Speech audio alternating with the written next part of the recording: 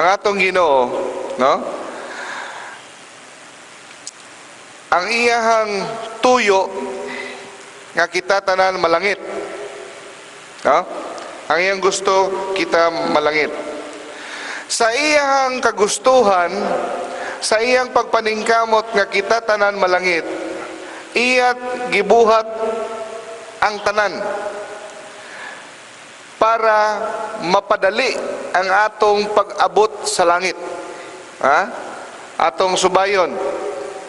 Dili na to makita nga ang atong Ginoo gibuhat niya ang tanan para mapasayon ug mapadali ang atong pag-adto sa langit. Kadiyot lang. Sa di pa ko mo padayon, nalimot kong tangtang sa akong antipara. Basig matingala mo anong naman ko yung sunglass. Dili ni siya sunglass ha. Antipara ni, naigrado. Pero daghan ko antipara, naiban antipara puti, kiniitom. So, ang akong nabira, dito ko sa balay, na ay sunglass. So, di man ko kita, mo nang gamit. Masig mo yun, noon sa may tawhana, ignorante sa sunglass, antipara na siya na naigrado. Pero ako lang tangtangon kay ngilad tanahon. Malimot ko usahay. Okay. So, sa pagpaningkamot sa atong Ginoo, nga kita ang atong pag-abot sa langit mapadali, daghan siyang gihimo. Una, bunyag. Okay? Bunyag, giimbento niya ang bunyag, gitukod niya para mapasaylo ang atong salang panulundon, para mabalik ang nabugto nga relasyon nato sa Ginoo, no? O ang mga tanang mga sala mapasaylo. Bunyag. Ikaduha, naghimo siya og sakramento sa kumpisal para hinali nga ikaw, human ikaw na bunyagan, niya makahimo ka og mortal nga sala, nga sa diin mabugto na sab ang imong relasyon sa Dios, na ay chance nga mabalik para siguradong malangit ka. Ha? Tanawang paningkamot sa Ginoo. Ikatulo, way labot niya na, gitagaan pag niya gahom ang simbahan nga makatangtang sa mga temporal nga silot, morning indulgence, no?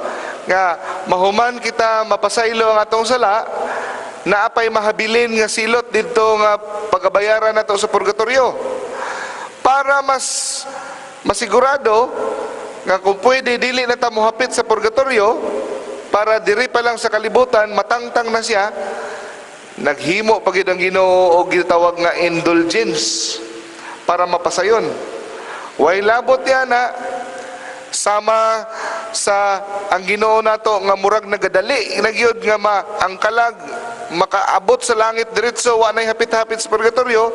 Naghimo pagyod siya og Santa Lana nga sakramento, nga sa diin sa dili pa ka mamatay, ang tanan nimong temporal punishment na ay posibilidad nga mapanas para mapadali ang imong pag-adto sa langit. Ingana ka excited ang atong Ginoo.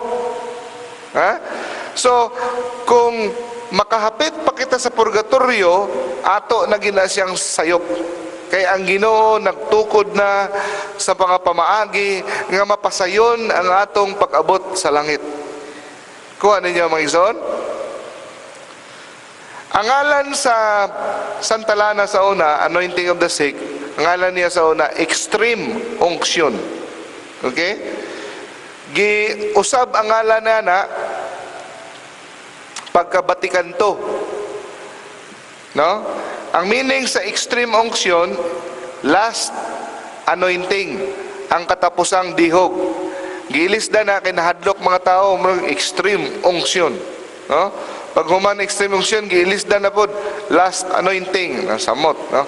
So, muna anointing of the sick na lang, kaya makahadlok. So, unsa may meaning sa extreme unction?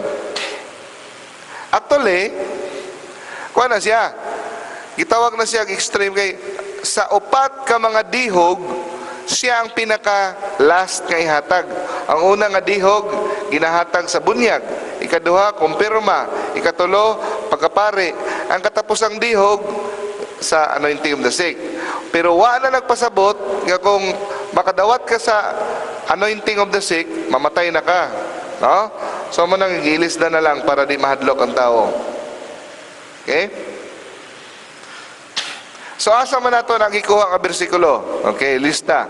Mark chapter 6 verse 12 to 13. Mabasa na to na. Kaya nga ito mahigsuon na po ni mga born again. Mangutana na po bersikulo sa Bible. Asa man na ninyo ikuha na.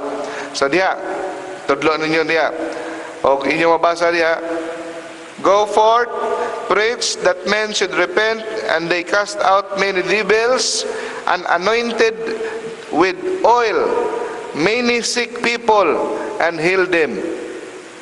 Well, abot na. James chapter 5 verse 14 to 15. Mabasa na to. Mo kani ang typical gyud nga verse nga atong mahatag kanila. Naa ba kaninyo mga nagsakit, nagdaot? Ipatawag dala siya sa pare sa simbahan. Oh, klaro kayo, pare, presbyter. O paampuin siya o dihugan siya sa lana sa ngalan sa atong Ginoo. O ang pagampo nga naay pagtuo makaayo sa tao. Makaayo ha, dili patay. Ang uban dili magpasantalana kay hadlok mamatay. Ang gisulti dire, ang pagampo sa taong naipagtuo makaayo sa taong nagmasakiton. O ang Ginoo magabanhaw kaniya. O kung naa siya'y sala, mapasaylo kini. Tiyaw mo na, nindot kayo. So kining oil nga gigamit sa santalana, usa na siya sa tulo ka oil nga oil sa simbahan. Na ay tulo ka buok oil ang simbahan. Kini nga oil ginablisingan every Holy Thursday. Ang gablisingan ang obispo sa iyang katedral. Ang usa gitawag nga oil, no? Oil of the sick, mo ni siya ang ginagamit. Ang usa oil of the catechumen, mo na ginagamit sa bunyag, no?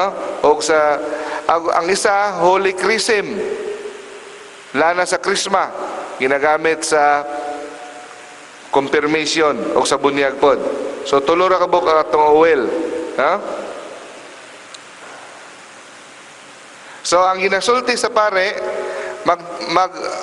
kung curious mo, ginadihog ang oil sa agtang o sa duha ka kamot. Okay?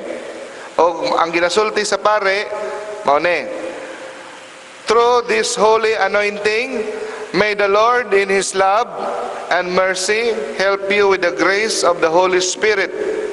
Amen. May the Lord who frees you from sin save you and raise you up. So mao na. Okay.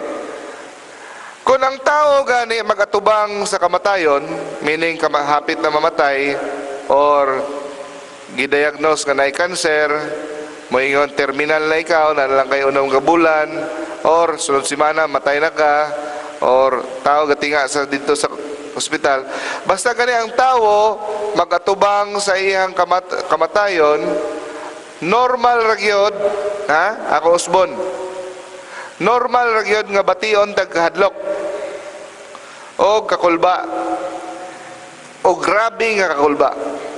Ngano man, nganong normal naman tungod kay ang Ginoo ang naghimo ni ana. Gibutang sa Ginoo sa atong kasing-kasing ang strong attachment sa kinabuhi. Gituyo na sa Ginoo nga kita mukupot gyud sa kinabuhi nga dili nato buhian. Nga naman, para atong atimanon ang atong lawas. Kay kung wala tay strong sense of survival, tawag nga survival instinct. Kay normal na ang Ginoo nagbutang na. Kay kung wala tay survival instinct, di na ta mo kaon, di na ta mo inuwag tambal, di ta mag-amping, no? So natural instinct na Ginoo mo na nga kung bation tagkahadlok kung kita hapit na mamatay, dili kita maulaw nga moingon tag, ay nahadlok ka nga hapit ka mamatay, kulang kag pagtuo, no? Makakita gani mo og mga tao nga nahadlok sila mamatay, ayaw dayon ninyo sultihi nga ikaw kulang kag pagtuo, nganong nahadlok ka mamatay, kulang kag faith. No, that is normal. Okay, bisan pag Dios nun ang tao, normal ra gyud nga mahadlok mamatay tungod kay na part na siya sa atong natural instinct. Ang Ginoo ang nagbutang ni ana. Og ang Ginoo nakahibalo sa atong gibati, mao gani nga naghimo siya og sakramento sa Santa Lana.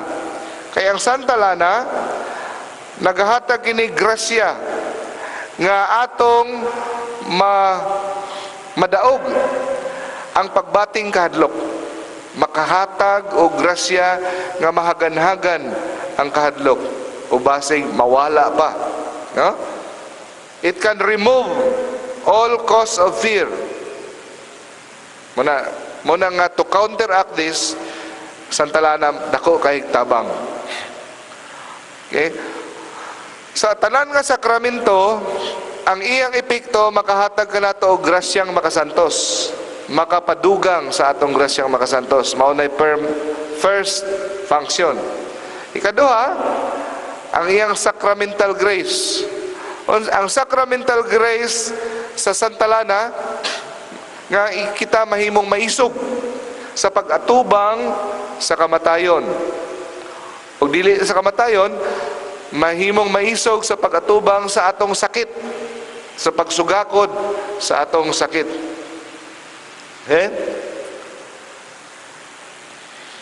Og makahimo kanato sa paggakos sa kabubuton sa Dios nga walay pagkulba.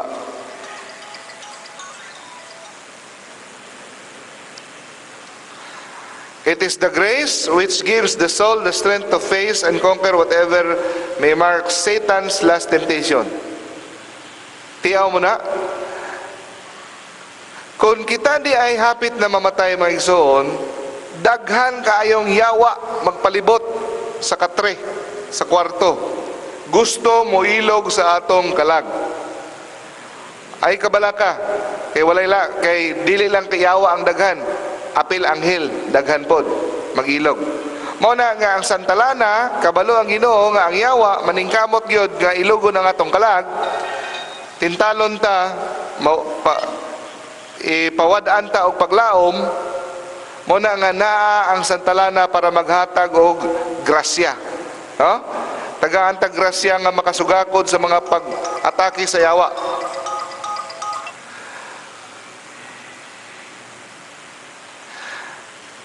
Ang Santa Lana pagprepara sa kalag para sa entrance into heaven.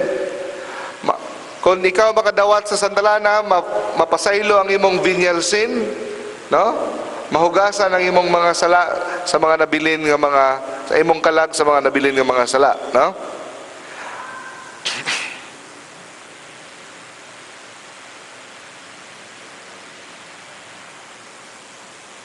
So nindot pangigsoon ang Santa Lana. Tungod kay mahuman ikaw makadawat nini, mas confident ka, no? Mas naa kay paglaom nga ikaw mas mapadali ang imong pag-abot sa langit. Pero dili bot pasabot kay nakadawat na kag Santa Lana, moingon na ka ay nako ninyo kampuy.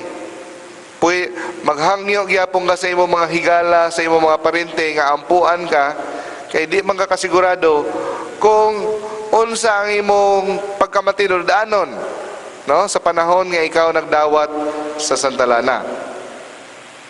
Magpaampo gyapon ikaw. Okay. Ang Santa Lana, pareho sa ubang sakramento, sama sa Eucharistia, dapat dawaton human ikaw ng umpisal, no? So dapat sa dili pa ikaw magpasanta Lana, dapat ikaw mangumpisal. So kung naa ka sa ospital, maabot ang pare na kay mortal sin mo yung ka, Father, sa di pa ko magsanta Lana, Pangumpisal sa ako. Okay? So, pakumpisalon ka niya, pag humagkumpisal, tagaan ka niya sa anointing of the sick. Pero, naay, good news. What if ang tao di nakasulti? No? Di na siya kaabli siyang baba. Kay luya na kayo siya. Ang santalana makapasaylo sa mga mortal sin, bisag dili makakumpisal ang pasyente kung luya na kayo siya. No? Basta ang pasyente sa wala pa siya nawadaan og panimuot, sa wala pa siya nakuma, nangayo na siya og pasaylo sa Dios. No? This could happen, for example, if anointing were administered to an unconscious person who made an act of imperfect contrition for his mortal sins before losing consciousness. Bisag imperfect kontrisyon. No? So, kung nangayo siya, nagbasol siya sa iyang mga sala, so, bisag wala siya nakapangumpisal, nagbasol siya sa iyong sala, sa wa pa siya mabugtuan o panimuot, wa pa siya makuma, niya nakadawat siya santalana, mapasaylo ang iyang mortal sin. Kung mo na importante nga, mangayo kita kanunay pasaylo sa atong hunahuna. Okay. Ang first purpose sa santalana is spiritual, sa pag-andam sa kalag, pagpaligon, pagpasaylo sa mga venial sin. Okay? Ang ikaduha nga epekto sa santalana mauni pag-ayo sa masakiton. Ha? Sayop gid na nga pagsabot nga kung santalanahan ka, mamatay ka. Ang ikaduhang epekto sa santalana, mamaayo ka. Mamaayo ka kung una sa tanan, pagbuot, kabubuton sa Ginoo. Kung ang epekto sa imong pagkaayo makatabang sa imong kaluwasan ug subay kini sa kabubuton sa Dios, mamaayo ikaw. Ang uban maayo sa ilang cancer, ang uban maayo sa ilang stroke, coma, uban na. So, dako kayo gahom ang santalana. O ikaduha, kung nagpasantalana ka nga dili pa ikaw himalatyon. No?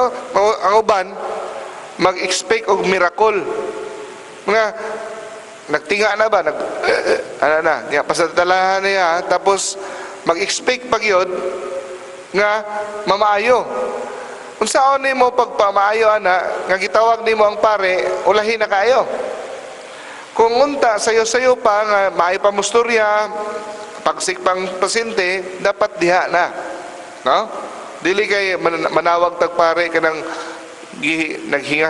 naghingalo na gyud ang pasyente ba? No?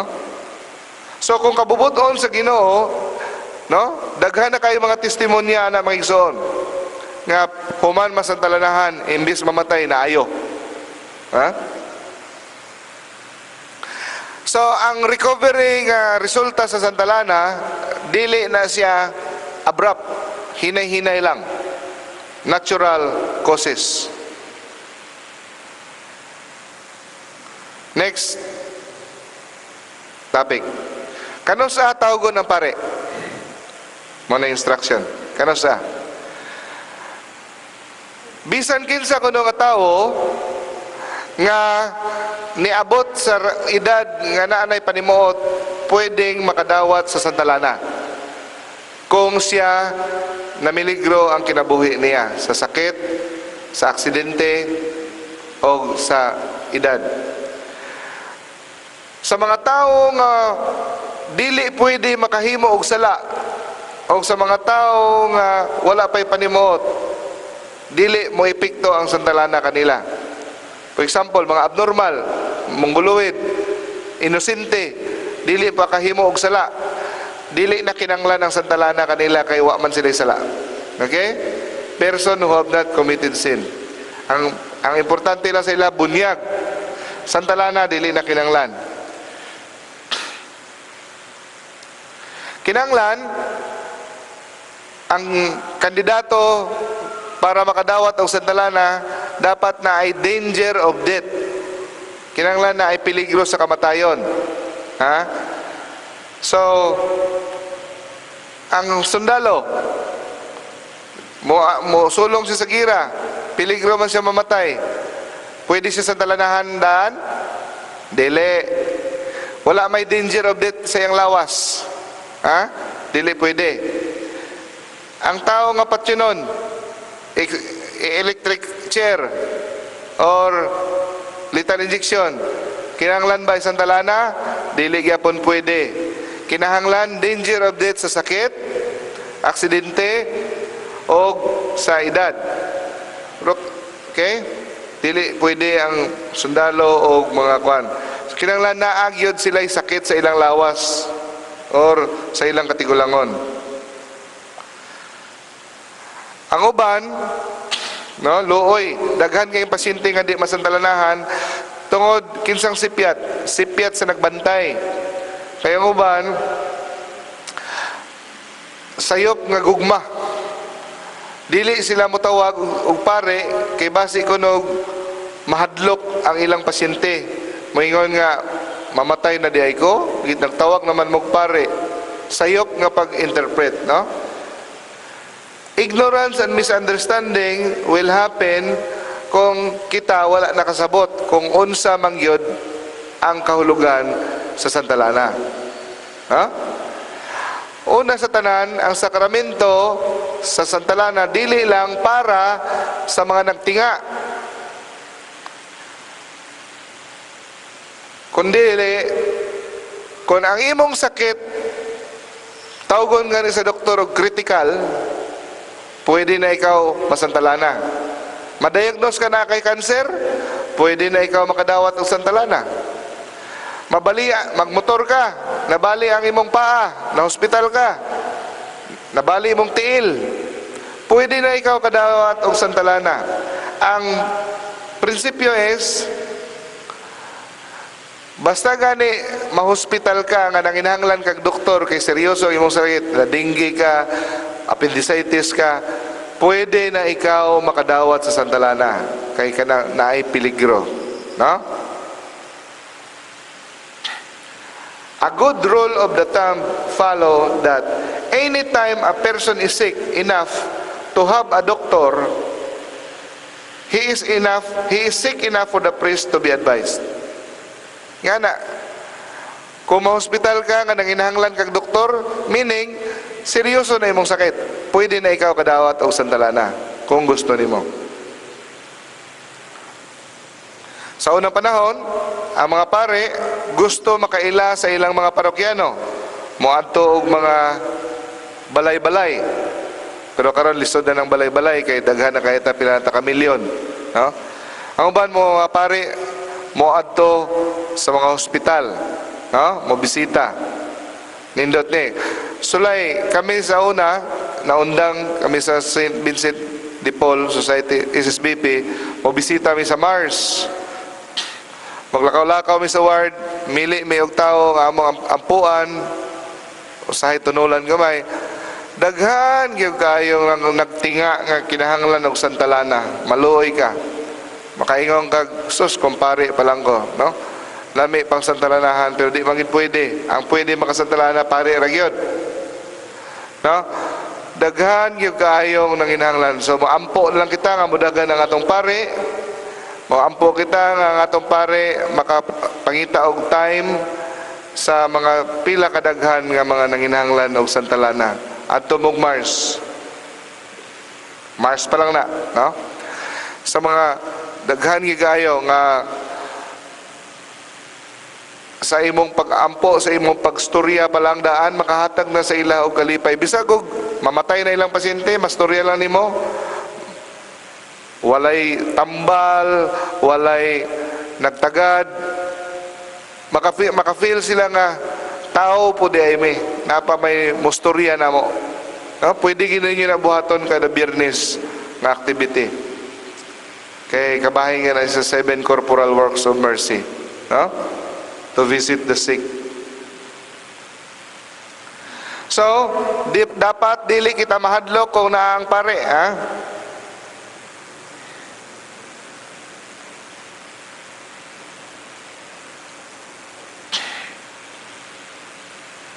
Okay. Ang kasagaran, abig yun sa mga bantay, nga ang ilang pasyente mahadlok kung makahibalo nga mamatay na sila. Pero according to survey, 99 out of 100. Sa 100 ka ki-interview, 99 nga pasyente ang mitubag nga gusto ko makahibalo ko nga hapit na ko mamatay. Ang nagtuo nga nahadlok ang pasyente makahibalo, ang bantay rana. Pero ang pasyente gusto makahibalo nga naman. Kung bisag kinsa nga tao gusto makahibalo para iyang madouble time ang iyang pagampo. Di ba? No matter how good our lives may be, we feel that we could put a little more pressure into our prayers if we know that judgment might be near. Amen? Bisag kinsa man, bisag kung sa patakabutan, kung kabalutan nga dool na ta mamatay, mudouble time kita sa atong pagampo. Masuko ta sa atong nagbantay kung wa tagihibawan nga hapit naman day kong matay. Nakapanganda munta ko.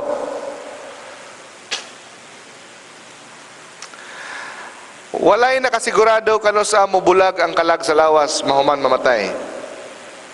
Mauna, tungod kay wala man kabalo bisa pag niundang ng kasing-kasing, wa na ginawa, di patasyur kung pila ka minutos nigawas ang lawas, ang kalag sa lawas. Mauna nga gitugutan ang pare sa paghatag og conditional anointing. Bisag patay na gud ang lawas, pwede gyapon tagaan og conditional anointing. Ano man, basin di ay naapa ang kalag diha. Pero ang pare dili mohatag og conditional anointing kung makita niyang lawas na nagsugod ng kabaho. Wa sigurado na wa na ginang kalag diha. Pero kung init-init pang lawas, bago pa namatay, nabugtuan sa ospital, pag-abot sa pare, patay na, pwede gihapon tagaan o santalana. Kay basig na apa ang kalag. So, ang ihatag sa anointing of the sick, kumpisal, pag humana na, anointing of the sick, tapos pakalawaton, ang iyang kalawat, ang tawagan na, Holy Viaticum, plus apostolic blessing, no? O kining apostolic blessing magadala og plenary indulgence. Kung ikaw masantalanahan, nya sakto ang imong kasing-kasing, nagbasol gyud ka sa imong mga sala, hugot gyud ang imong pagdawat sa sakramento, dako ang posibilidad nimo nga makabaton ka og plenary indulgence. Meaning, panas tanan nimong binyelsin, panas tanang temporal punishment, nga kung mamahinali, mamatay ka, straight sa langit, wa na'y purgatorio. Na ay dako nga posibilidad nga naka-attach diha sa santalana. Munang nindot yung kaayo nga makadawat kang santalana sa di pa ikaw mupanaw. Kay dako ang chance nga kung dawaton nimo ni nga hugot sa imong kasing-kasing nakasabot kanini, dako ang chance nga pwede kang musutoy straight sa langit. Kay naa ni siya special grace nga gihatag sa santalana nga makahatag og plenary indulgence. Amen? Sus kaluoy sa mga tao nga pipila ka libo nga dili makadawat og santalana. So ang meaning sa Viaticum, meaning niya sa Latin, traveling companion, kauban sa pagpanaw. O sa paghatag sa Holy Viaticum, ang isulti sa pare, may the Lord Jesus Christ protect you and lead you to eternal life. Hinaot unta nga ang Ginoong Hesukristo magabantay kanimo o magagiya kanimo paingon sa kinabuhing dayon. Okay? So, question? Mag-share sa tagkadiyot. Ha? Tiyara sa tatamang.